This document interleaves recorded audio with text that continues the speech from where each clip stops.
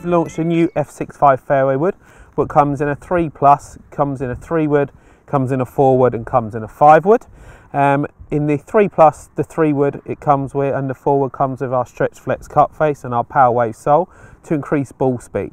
But once you get to our 5 wood and our hybrids, we then move into a standard steel face and we go on to what's called our new arc support channel, which you'll find on the top of the products. So what we found is Chris was struggling with his launch angle and his consistency. So my main thing from today was trying to help him with that launch angle and help him with his consistency. So at the moment he's got a 3 wood in the bag and we were struggling to launch that above 5 degrees. The wood off the deck, I struggle with that all the time. What you've seen in there is what I do all the time, and it's just that it's a club I just don't, it's a shot I don't try and do. So what I've done is I've gone into a 5 wood, which is 19 degrees, to get more loft in the product and really help us with that launch angle.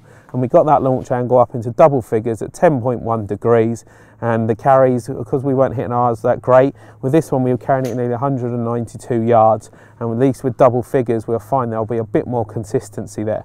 What I also did to try and help is we had quite a heavy shaft in the fairway wood at the moment. It was kind of between the 70 to 80 gram mark. So what I've done is I've just dropped it down to a 60 gram as well, just to make it a bit more controllable when we're playing it off the deck especially. Yeah, I was pleased. I was starting to get them. I could feel that I was hitting it a lot better, particularly with the wood. That was night and day, and I didn't think that would be hard to achieve, because just playing it off the deck back home, I'll top it all the time. In the driver, this is a bit of a different one for the driver. So what at the moment we've got is 12 degree. So we've done the right thing, Chris has done the right thing, he's tried getting more loft on the driver, but even with 12 degree, we're averaging launch at 2.8 degrees. So again, we really had to work on getting that launch angle up. And what I did have to do, I did try getting us into the 565 Srixon head in a new product, but the most loft we can get on that drive is 11.5. And we were at the launch angle with that, even with all the shafts I tried, was still under 2.8 degrees. So what I had to do is move away from that into our Z55 range, which we can get more loft on the product, and I went to a high launch driver. As well as that high launch driver, I also put a bit more loft on it, so we're getting it around to a 15 degree driver. And again, I've stepped it down to a 50 gram shaft, but still into a stiff to try and really work on that launch angle.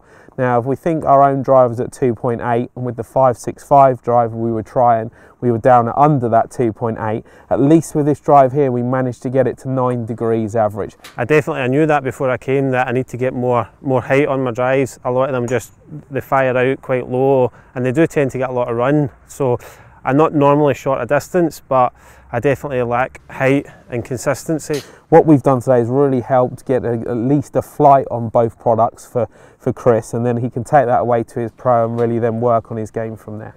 Consistency off the tees, which I've struggled with for the past 2 years. Just hook shots, spraying them to the right, duck hooks, tops, you name it. I've done them all.